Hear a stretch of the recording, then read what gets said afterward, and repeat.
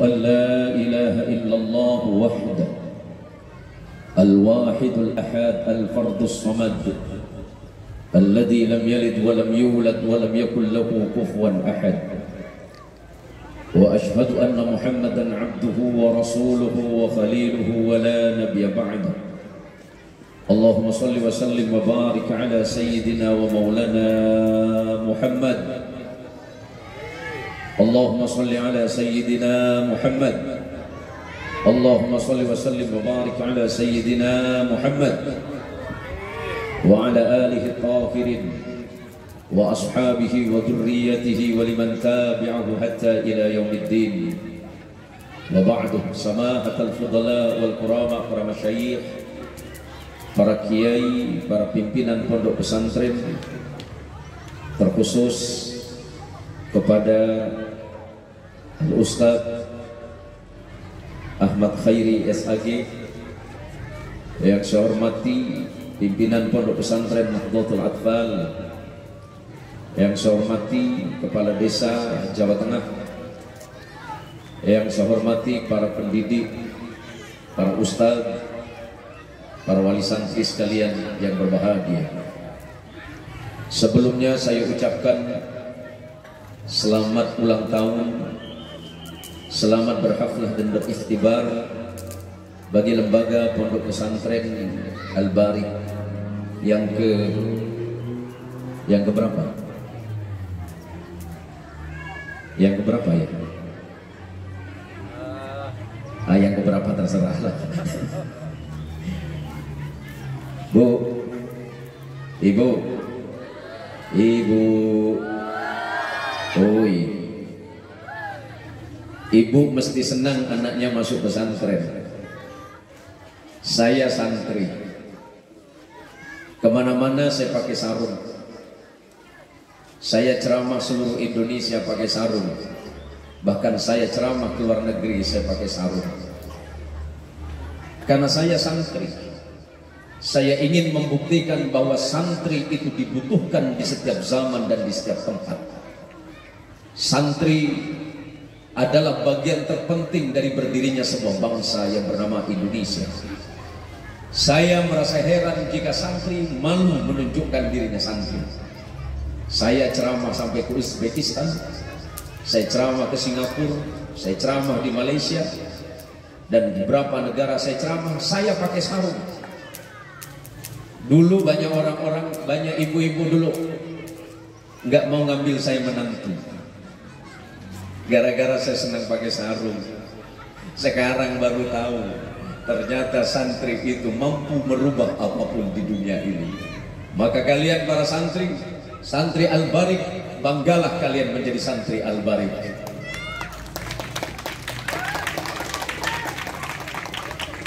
Bu, jangan ragu karena santri pakai sarung. Bukan sarungnya yang penting, isi sarungnya. Nabi Allah Ibrahim alaihissalam sampun ngendikan.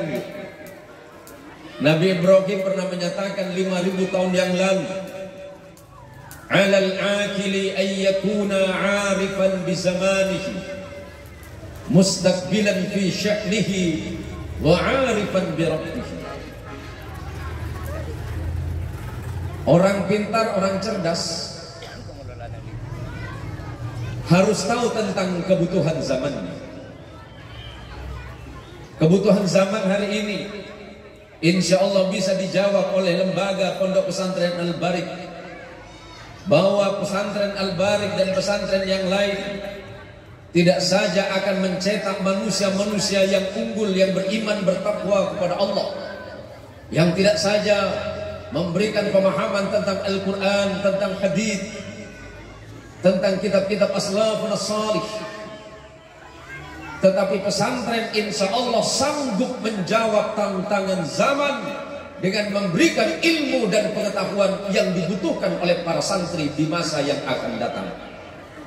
Buktinya hari ini di pesantren-pesantren tidak diajarkan saja kitab-kitab kuning, tetapi diajarkan kemampuan berbahasa. Di beberapa pesantren di Kalimantan Barat bahkan ada pendidikan bahasa Arab, bahasa Inggris, bahasa Mandarin, bahasa Jepang, bahkan bahasa-bahasa lokal pun diajarkan di lembaga pondok pesantren.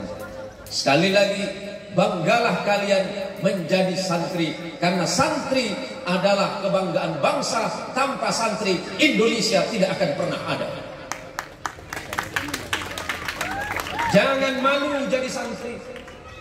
Kalau tidak ada ide dan gagasan para santri dan ulama, tidak mungkin Indonesia ini merdeka pada tahun 1945. Setelah itu kemudian ketika Belanda datang lagi mau menjajah Indonesia, maka keluarlah resolusi jihad yang kemudian ditetapkan sebagai Hari Santri, menunjukkan bahwa santri siap mempertahankan kemerdekaan Indonesia, bahkan mengisi kemerdekaan Indonesia. Jangan pernah ragu, jangan pernah malu jadi santri. Saya bangga ketika masuk ke Al-Barik, karena saya melihat cikal bakal manusia-manusia pintar, cerdas, tapi beriman dan bertakwa kepada Allah Subhanahu wa Ta'ala. Berapa menit ceramah saya? Sudah paham semuanya? Kalau sudah paham berarti selesai ceramah saya. Saya mohon izin, mohon maaf kepada Kiai Ahmad Khairi karena saya datangnya terlambat, karena memang tadi malam saya nyampe kegiatan jam 2 malam baru nyampe. Karena dari kemarin pagi, siang, sore saya ada 4 ceramah yang harus saya hadapi, yang saya hadiri, dan alhamdulillah sebagaimana yang diceritakan oleh Kiai Khairi tadi, bagi ibu-ibu yang mungkin jarang bertemu dengan saya, silakan buka channel saya. Saya kebetulan ada channel, pertama itu di YouTube, kemudian di Facebook. Kalau di Facebook itu follower saya sudah hampir mencapai 20.000 orang. Kemudian di Facebook itu hampir mencapai, di YouTube hampir mencapai 4.000 orang. Jadi bagi ibu-ibu yang mau nonton saya, silakan klik di Zain Muhsin Official. Sombong tak boleh, Kiai, lagak boleh. Tapi bicara soal bahasa, saya jadi keringat ini dulu, Pak. Sekitar beberapa tahun yang lalu, kalau ibu-ibu mungkin sekitar 18 tahun yang lalu pernah mendengar iklan obat. Saya tidak mau menyebutkan namanya, tapi saya termasuk orang yang pernah menjadi voice over. Voice over itu namanya mengisi suara-suara iklan yang ada di TV. Dan ada beberapa iklan di televisi itu yang menggunakan suara saya sekitar tahun 2002 dan 2003. Kenapa saya lakukan itu? Saya pengen buktikan bahwa santri itu mampu. Dulu sebelum saya ngerti bahasa Inggris, ini ada pelajar bahasa Inggris di sini, Kiai? Ada ya? Saya diundang ke Jakarta, suruh ceramah di Jakarta, salah satu hotel. Pas di bulan puasa Ki Darwis. Zaman itu saya kurang ngerti bahasa Inggris. 5 menit sebelum buka bersama, di atas meja masing-masing belum ada hidangan. Tiba-tiba ada pelayan hotel datang bawa kertas, dan itu isinya menu makanan. Pas saya lihat ternyata bahasa Inggris semua. Mau dibaca nggak ngerti, tidak dibaca pasti nggak dapat makanan. Akhirnya saya baca menu makanan itu, the mixed vegetable with peanut pasta. Keren kan? Namanya keren.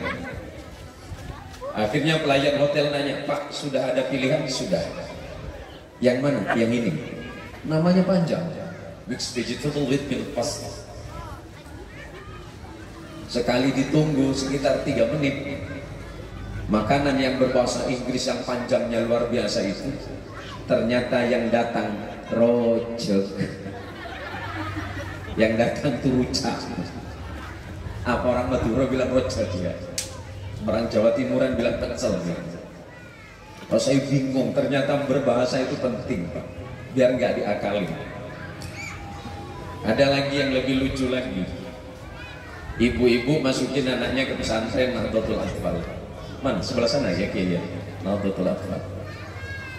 Si ibunya bilang begini, Pak, masukin anaknya kan Nahdlatul Atfal kalau nggak mau ke Al-Barik, karena beliau berdua itu sama-sama putranya Kiai Dahlan.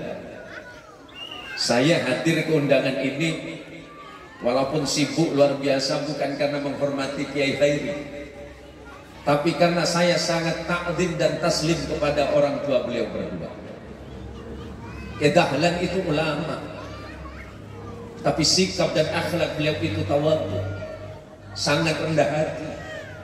Mungkin jika saya tidak mampu menghormati putra-putra beliau, tapi setidaknya saya mengingat bahwa Kiai Dahlan itu, orang tuanya Kiai Darwis dan Kiai Khairi ini ulama, tapi yang tawadhu itu rendah hati. Saya ingat bahwa man tawadhu'a rafa'ahullah. Barang siapa hatinya yang menunduk, hatinya tidak sombong, Allah akan mengangkat derajatnya. Wa man takabbara wada'ahu Allah. Tapi barang siapa orang itu yang sombong dan takabur, sehebat apapun, sekuat apapun, Allah pasti akan menghinakannya. Siapa yang tidak percaya kepada Fir'aun? Fir'aun itu memiliki kekuasaan yang paling hebat di dunia ini. Tidak ada raja di dunia yang sanggup mengalahkan Fir'aun. Tapi karena Fir'aun sombong kepada Allah, dan Fir'aun berkata, wa ana rabbukumul a'la, aku adalah Tuhan yang paling tinggi. Kemudian Allah menghinakannya. Ternyata dia hanya dikalahkan oleh seorang hamba Allah yang bernama Musa alaihissalam, anak yang pernah dihanyutkan oleh ibunya ke dalam sungai Nil, kemudian diselamatkan oleh istri Fir'aun, kemudian ditenggelamkan Allah di Lautan Merah. Karena apa? Karena kesombongannya. Maka para santri, sehebat apapun kalian, sealim apapun kalian, setinggi apapun derajat kalian hari ini di antara manusia, ingat semua itu hanya titipan Allah. Kalau Allah mau, Allah akan mengangkat derajat siapapun. Tapi jika Allah mau, Allah berhak untuk menghinakan siapa saja. Maka ingat itu para santri, sepintar apapun, sehebat apapun kalian, kalian harus punya sikap dan akhlak yang tetap menunduk di hadapan Allah dan Rasulnya, pun di hadapan manusia yang lain, terutama di hadapan para guru-guru kalian. Allahumma sholli ala Sayyidina Muhammad. Jadi cerita tadi, boleh saya minum Kiai? Kalau tak boleh saya pulang kayaknya. Gak apa-apa Pak Kiai, gak apa-apa, gak apa-apa.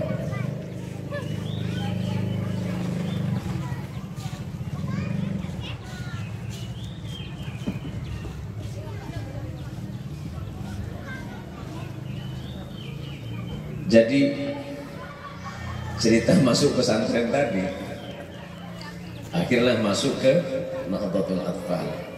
Ibunya bilang begini, Pak, nanti kalau masuk ke Nahdlatul Atfal katanya pinter bahasa Inggris. Pas masuk anaknya titip nomor HP sama ibunya, Mak, nanti kalau mama mau telepon, ini ada nomor Pak Kiai.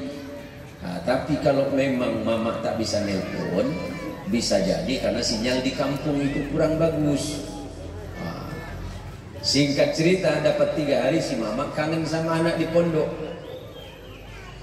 Pas ditelepon jaringan lemot. Kalau jaringan nggak masuk itu kan pasti operator jawab pakai bahasa Inggris. Ditelepon sama mama, mamanya dengar seperti ini, your number is calling is not delivered. Please you try for a minute again. Kaget mamanya, astagfirullahaladzim, alhamdulillah, alhamdulillah, alhamdulillah. Kenapa mak? Pak, tak rugi gitu masukkan anak pesantren. Kenapa pula 3 hari dia langsung bisa ngomong bahasa Inggris? Macam mana mak? Tak percaya bapak ini. Kasih kan bapaknya, sampai jawaban, your number is calling is not delivered. Please you try for a minute again. Astagfirullah, Masya Allah, memang Nahdlatul Atfal hebat, oke kan? Singkat cerita, dapat 1 minggu telepon lagi, masih sibuk nadanya, tapi bukan bahasa Inggris, bahasa Indonesia. Nomor yang Anda tuju sedang sibuk, cobalah beberapa menit lagi. Mamanya ngomong, Pak, anaknya tak bisa ngomong, sibuk, betul dia. Berapa jam kemudian telepon lagi, bahasanya sama, sampai 1 minggu telepon terus, jawaban operator sama. Nomor yang anda tuju sedang sibuk, cobalah beberapa menit lagi. Ngamuk bapaknya. Udah lama balikkan anak kita, Ngaku pula Pak, sibuk terus di pondok ni. Belajar apa dia di pondok ni? Sampai nak ngomong dengan bapak mak dia pun tak bisa kata dia. Nah, kenapa yang perlu saya sampaikan? Sebagaimana yang disampaikan oleh Sayyidina Ibrahim alaihissalam, bahwa kebutuhan ilmu dan pengetahuan itu patut kita sadari bahwa tanpa ilmu dan pengetahuan kita tidak bisa berbuat apa-apa. Maka kata Rasulullah Muhammad sallallahu alaihi wasallam, talabul ilmi fariidatun ala kulli muslimin wa muslimatin. Menuntut ilmu, kata Rasulullah sallallahu alaihi wasallam, hukumnya wajib bagi siapa? Muslim, laki-laki dan perempuan. Terima kasih yang sebesar-besarnya kepada lembaga Pondok Pesantren Al-Barik yang sudah memberikan fasilitas atau memfasilitasi sahabat-sahabat dan saudara-saudara kita para mu'allaf. Mudah-mudahan ke depannya mu'allaf-mu'allaf yang dibina di tempat ini ke depan ketika keluar dan kembali ke masyarakatnya bisa menjadi para da'i dan para da'iyah yang menyebarkan ajaran agama Allah dan Rasulullah Muhammadin sallallahu alaihi wasallam. Pahala para kiai, pahala para ustaz pasti tidak terkira. Suatu masa Rasulullah mengatakan kepada Sayyidina Ali ibni Abi Thalib, "Ya Ali, fa wallahi, wahai Ali, maka demi Allah, la ayyadiyallahu bika rajulan wahidan khairul laka min humrin na'am." Wahai Ali, jika ada satu orang yang mendapat hidayah dari Allah karena sebabmu, ada satu orang yang mendapatkan kebaikan dari Allah karena sebabmu, ada satu orang masuk pesantren karena sebabmu, ada satu orang yang menghafal Quran sebabmu, ada satu orang yang bertakwa kepada Allah karena sebabmu, ada mu'allaf-mu'allaf yang bertahan dalam keimanannya karena sebabmu, maka Allah akan memberikan pahala bagi satu orang lebih baik ditimbang bersedekah unta yang paling mahal. Bahwa beribadah di jalan Allah bukan hanya sekedar ibadah mahdhah. Ibadah bukan hanya sekedar salat, bukan hanya sekedar zakat, bukan hanya puasa, bukan hanya haji. Tetapi memberikan jalan kepada orang lain dalam kebaikan itu adalah ibadah.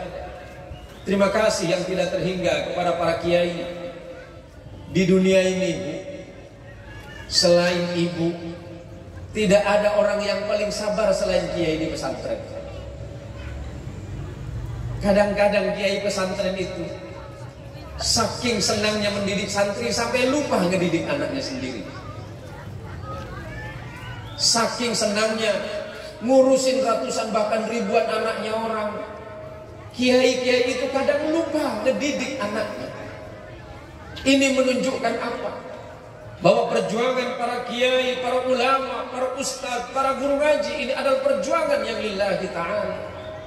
Tidak ada ukuran apapun di dalamnya melainkan ukuran ikhlas kepada Allah. Ada orang tidak mau ngajar karena takut riya. Ada orang tidak mau jadi ustadz katanya khawatir riya. Ada yang tidak mau jadi pimpinan lembaga pesantren khawatir riya. Nah, riya itu tidak segampang yang kita pikirkan. Seorang waliullah yang bernama Fudail bin Iyad. Fudail bin Iyad itu konon dulu asalnya seorang perampok yang paling ditakuti di Baghdad. Tapi setelah itu Allah memberikan hidayah kepada Fudail bin Iyad dan menjadi salah satu seorang waliullah. Apa kata Fudail bin Iyad?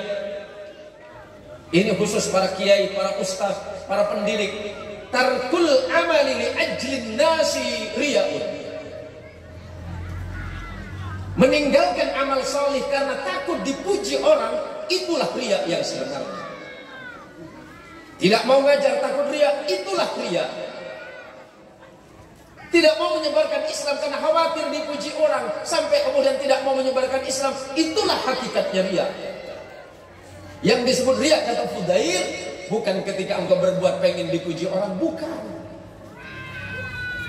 Tapi ketika Anda tidak mau berbuat amal salih dengan alasan takut dipuji orang, hakikatnya itu riya. Pak Kades, mumpung saya bisa ngomong Pak Kades, hati-hati Pak Kades. Nah, Nanti di akhirat ada rajia Pak Kades. Namanya rajia ADD. Apa ADD Pak? Anggaran dana desa. Iya begitu ya. Hati-hati Pak Kades. Hati-hati dengan tanganmu saudaraku.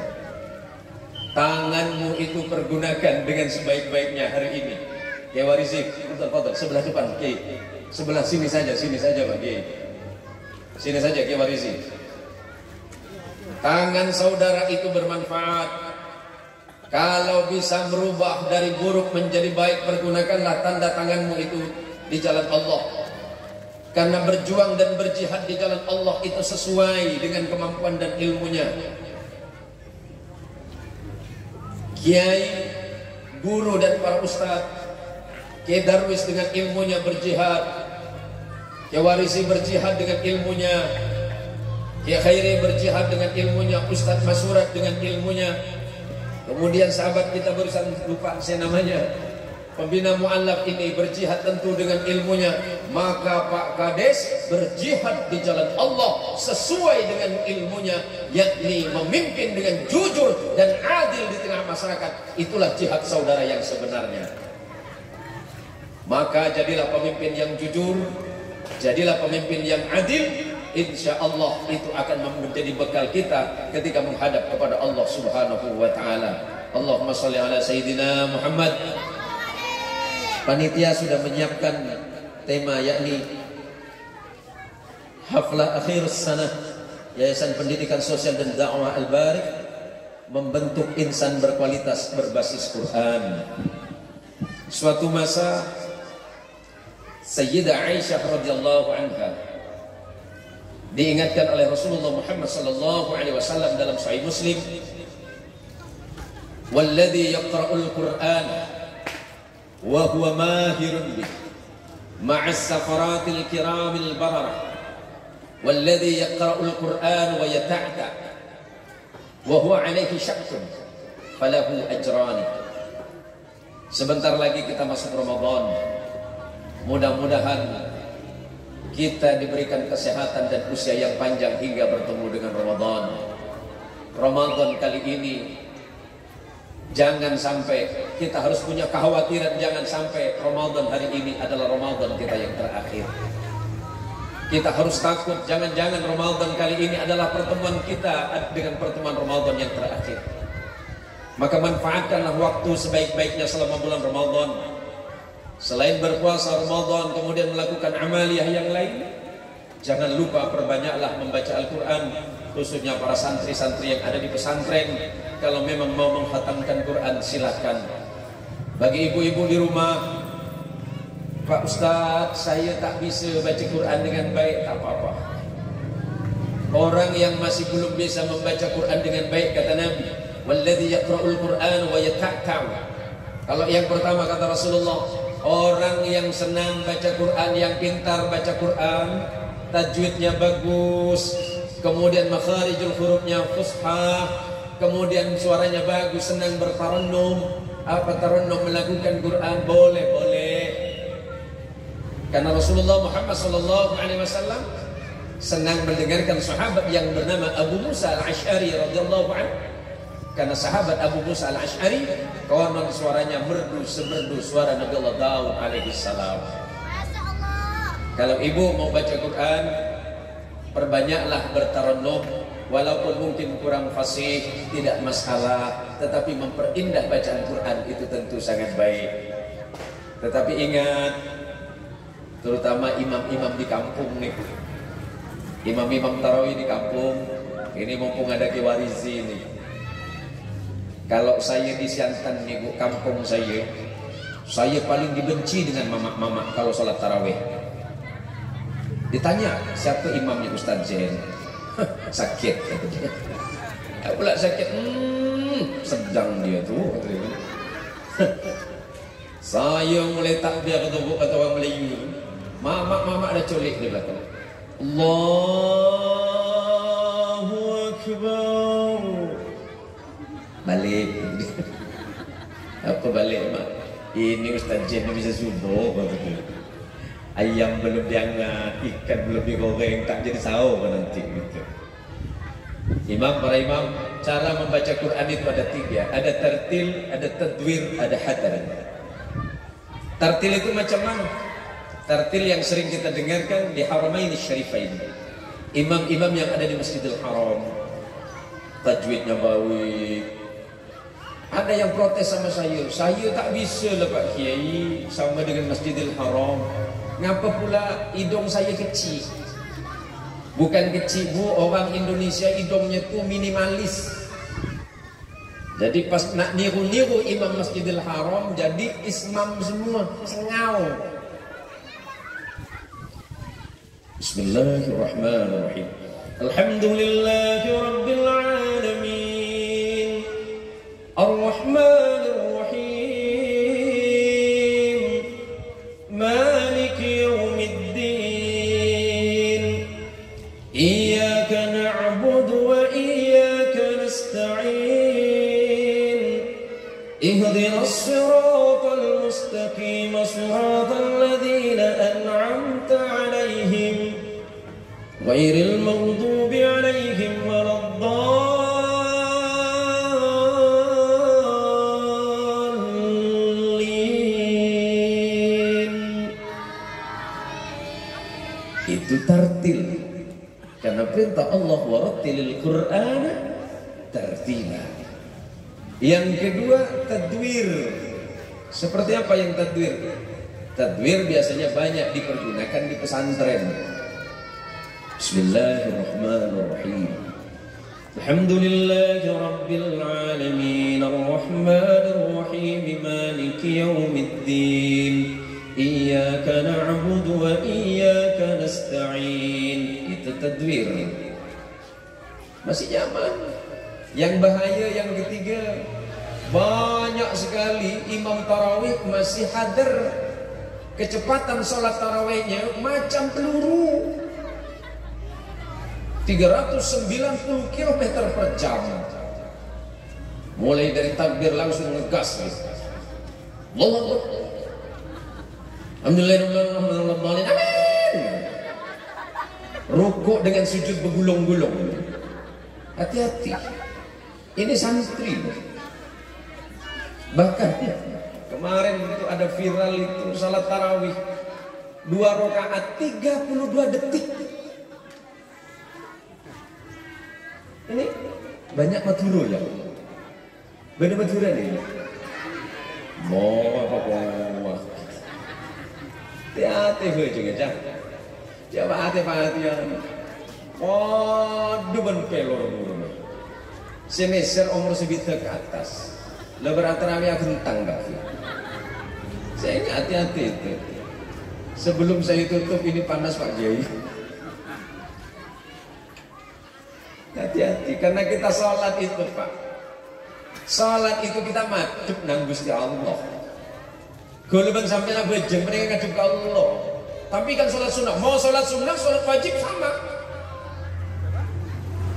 Kita itu menghadap kepada Allah. Hati-hati. Apalagi ini di bulan Ramadan, maka perbanyaklah membaca Al-Quran. Para santri perbaiki bacaan-bacaan Qurannya. Insya Allah kalian akan dimuliakan oleh Quran. Barang siapa yang memuliakan Quran, maka Allah akan memuliakan hidupnya karena Quran.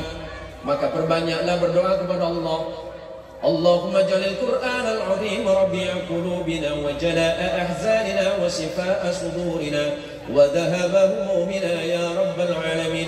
Allahumma arhamna bil Qur'an. Terus maka insya Allah hidupnya akan dirahmati oleh Allah karena Al-Quran.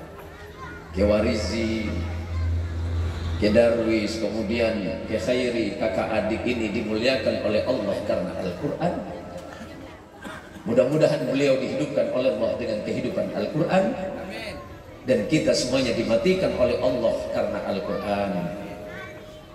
Ini yang penting untuk saya sampaikan di majelis pada siang hari ini. Walaupun tadi saya datangnya terlambat, kemudian saya juga tidak bisa ceramah lama-lama Kiai Khairi, karena saya masih ada 2 kegiatan yang harus saya selesaikan hari ini.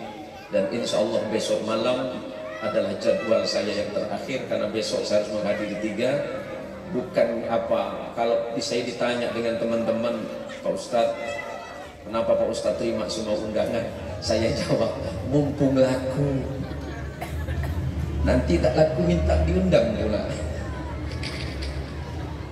Jadi bagi yang sudah subscribe di channel saya, yang sudah follow channel saya sampaikan 50% penghasilannya saya infakkan di jalan Allah Subhanahu wa taala. 50%-nya saya tidak tahu, itu urusan admin saya. Saya sendiri ceramah ke sana kemarin tidak pernah terima. Tidak pernah terima. Saya ceramah itu Kiai Khairi, Kiai Marhaki, saya ceramah tidak biasa terima amplop. Saya ceramah enggak terima amplop. Kalau mengundang saya silakan, tapi saya ingatkan, saya tidak suka amplop. Tidak suka. Isinya Pak Ustaz,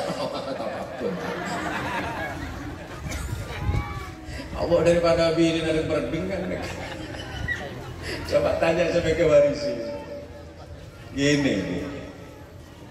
Kalau bukan karena panggilan dari Allah, saya yakin Kiai Warisi seusia ini nggak mau mimpin pesantren. Berat. Nggak mau mimpin pesantren itu pasti berat. Nahdlatul Atfal setiap tahun dikirimin ratusan orang. Yang pintar dikeluarin. Saya bukan nih Pak Masok. Cuma nggak ngomong gini saja orang tuanya, Pak Kiai, ini ada 100 orang goblok ini, tolong dididik biar pintar. Nanti kalau udah pintar saya ambil lagi. Kan cuma nggak ngomong gitu aja, Pak. Cuma anehnya kita ini sebagai wali santri, wali murid kadang-kadang nggak pandai terima kasih. Betul? Kakek dia, benih orang lain. Saya sampaikan ini penting. Kalau masih ratusan saya penting loh, Pak. Kalau pesantren yang puluhan ribu, belasan ribu, setiap tahun dikirimi ribuan manusia, udah pintar diambil lagi. Kadang-kadang nggak bisa ngomong matur suwun, matur nuwun. Yang lebih parah, kadang-kadang wali murid ngelaporin ustadz, ngelaporin kiai ke polisi hanya gara-gara anaknya dididik agak keras sedikit. Kalau barang yang sudah patah itu nggak bisa dielus, Bu, harus digebui baru bisa dilurusin. Besi yang keras itu tidak bisa dilenturkan dengan mudah, maka harus dibakar, baru kemudian bisa dibengkokkan. Sesuatu yang bengkok tidak bisa dipaksakan, tapi harus pelan-pelan. Dan itu dilakukan oleh para kiai dan para ustadz di pondok pesantren. Maka saya sampaikan, saya ulangi, di dunia ini tidak ada manusia yang lebih sabar selain ibu kita, selain para kiai dan ustadz di madrasah.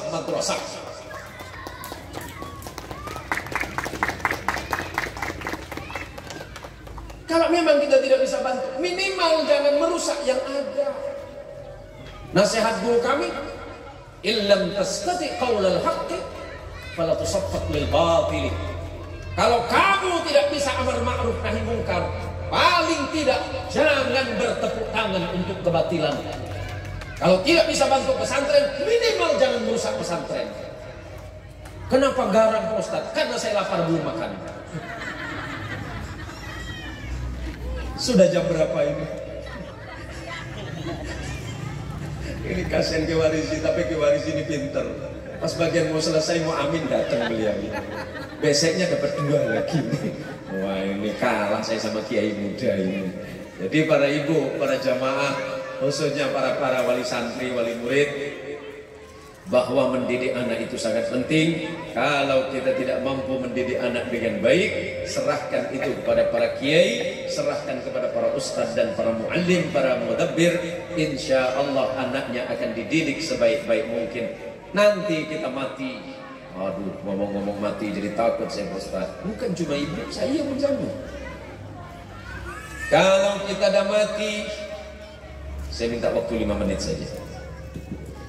Kalau kita sudah mati, tidak ada lagi amal yang bisa kita pertaruhkan selain 3 perkara yang kita tinggalkan. Idza mata ibnu Adam inqata'a amaluhu illa min 3: sadaqatin jariyatin aw 'ilmin yuntafa'u bih aw waladin shalihin yad'u lahu. Kalau kita dah mati, meninggalkan alam, meninggalkan bumi. Tidak ada lagi amal yang bisa kita nikmati kecuali 3 perkara. Anu kacie, anu kahiji, nomor 1 an-namratul wahidah. An-namr wahid, nomor 1 sedekatin jariyah, sedekah yang mengalir, yang nyumbang harta untuk Al-Barik, yang nyumbang hartanya untuk pendidikan Al-Barik. Kita mati selagi sedekah itu masih melekat dan tempatnya masih dipakai, yang nyumbang untuk musala ke depan bisa jadi masjid ini. Allahumma sholli ala sayyidina Muhammad. Kita mati, kita meninggal, ada kiriman amal pahala. Fulan bin fulan, pada tanggal sekian, bulan sekian, tahun sekian, kamu pernah berinfak semen, kamu pernah berinfak pasir. Hari ini kamu menikmati hasilnya, ini rekeningmu masih ada. Yang kedua, ilmu yang manfaat. Kiai-kiai pesantren, ustadz-ustadz madrasah yang mengajarkan anak-anak muridnya dengan bacaan Quran. Man ta'allamal Quran, sebagaimana diberikan oleh Sayyidina Uthman Ibn Affan radhiyallahu an, man ta'allamal khairukum man ta'allamal Quran wa 'allamah. Sebaik-baiknya manusia adalah yang belajar Quran dan kemudian mengajarkan Quran. Masuk ke liang lahat dikirimi, ini fulan bin fulan, dulu ilmumu pernah kau sebarkan melalui Nahdlatul Atfal, melalui Al-Barik, melalui madrasah, melalui masjid, melalui pesantren. Kamu sekarang sudah tidak ada di bumi, tapi amalmu masih mengalir karena muridmu, santrimu. Mungkin santrimu 30 tahun yang lalu pernah kau ajarkan Quran, hari ini dia mengaji walaupun tidak niatkan untukmu, tapi Allah berkenan memberikannya kepadamu. Nomor telok. Yang nomor 3, awaladin sholihin yad'u lahu. Kalau kita mati, modal kita yang ketiga, anak salih yang mau mendoakan orang tuanya. Habis sholat anaknya berdoa, ya Allah ampuni emak bapakku, tak bisa bahasa Arab, bahasa Indonesia, tak bisa bahasa Indonesia, bahasa apa yang kamu bisa, Allah pasti akan menerimanya. Lebih-lebih kemudian kau datang ke kuburan ayah dan ibumu, sebagaimana dalam kitab Adhkarun Nawawi dan Majmu' Syekh Nawawi Al-Bantani, bahwa mendoakan orang tua dengan bacaan Quran itu dibenarkan, pun lebih baik seandainya engkau mau menghatamkan Quran atasnya.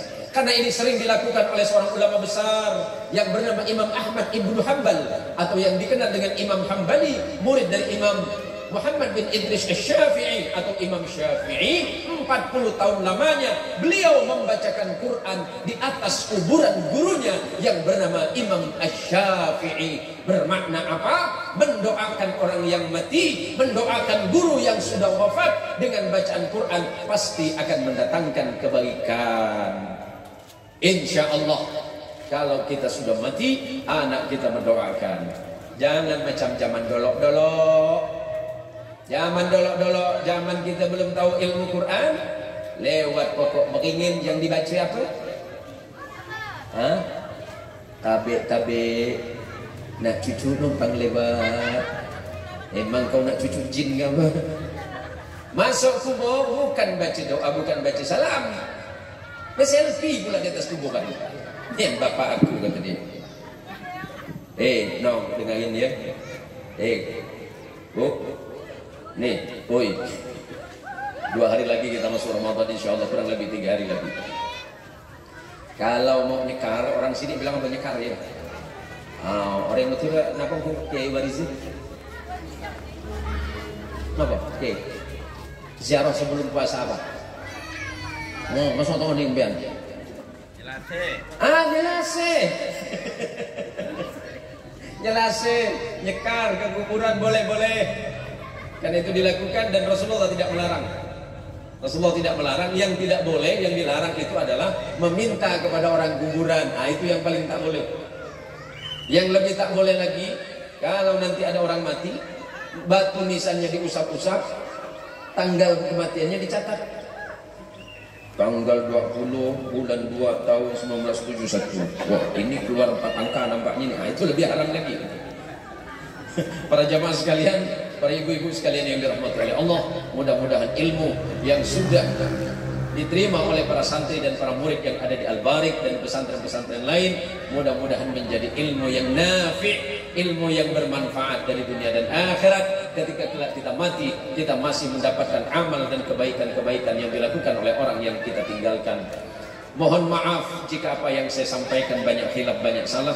Kiai Khairi, saya mohon maaf, saya tidak bisa berlama-lama karena memang masih ada beberapa kegiatan, dan sekali lagi tidak ada maksud di hati saya untuk lambat datang karena memang kondisi fisik saya yang sudah mulai ngedrop. Mohon doanya ke Darwis, ke Warizi, Ustadz Masurat dan Ustadz ini, saya lupa, Pak Kades dan para jamaah sekalian. Mudah-mudahan Al-Barik kedepannya bisa lebih baik. Al-Barik mampu menjadi solusi peradaban umat, mampu menjadi solusi kebangkitan umat Islam di masa-masa yang akan datang. Sekali lagi saya katakan, saya sampaikan, banggalah kalian menjadi santri, sebab tanpa santri Indonesia tidak akan pernah ada. Sekarang ke depan peradaban dunia tergantung kepada para santri, dan itu dimulai dari sebuah negara besar yang bernama Indonesia. Terima kasih. Hadanallahu ayyakum ajma'in. Wabillahi taufiq wal hidayah. Assalamualaikum warahmatullahi wabarakatuh.